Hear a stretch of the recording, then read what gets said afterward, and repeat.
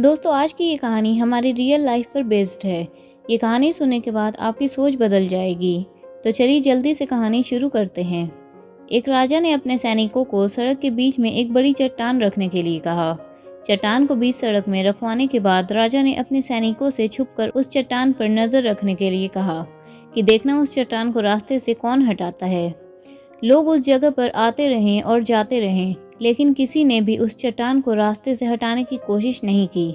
उस चट्टान के पास से लोगों के गुजरने वालों में से राजा के कुछ करीबी लोग भी थे और शहर के बड़े व्यापारी भी शामिल थे। उनमें से कुछ लोग तो राजा को ही बुरा भला कहने लगते हैं कि कैसा राजा इस चट्टान को रास्ते से नहीं हटवा सकता। लेकिन किसी ने भी उस चट्टान को रास्ते से हटाने की कोशिश नहीं की। ये सिलसिला काफ़ी दिनों तक चलता रहा। एक दिन उस रास्ते से एक किसान अपनी सब्जियों का ठेला लेकर गुजर रहा था।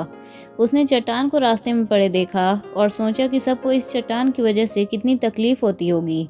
उस किसान ने अपनी मजबूत लाठी से उस चट्टान को रास्ते से हटाने की कोशिश शुरू कर दी। काफ़ी मुश्किलों के बाद वो उसे सड़क से हटाने में कामयाब हो गया।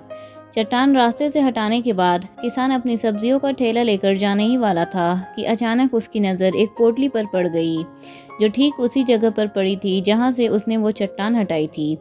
उसने उस पोटली को खोलकर देखा तो उसमें सोने के बहुत सारे सिक्के थे और उन सिक्कों के साथ एक संदेश भी था जो कि राजा ने लिखकर उसमें रखा था, जिसमें लिखा था कि ये सोने के सिक्के उसके लिए हैं जो इस चट्टान को रास्ते से हटाएगा।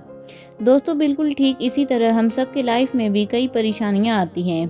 कुछ लोग उन परेशानियों से बचकर निकल जाते हैं और कुछ रास्ते बदल देते हैं, और कुछ लोग ऐसे होते हैं जो ठान लेते हैं उन परेशानियों का हल निकाल लेने की।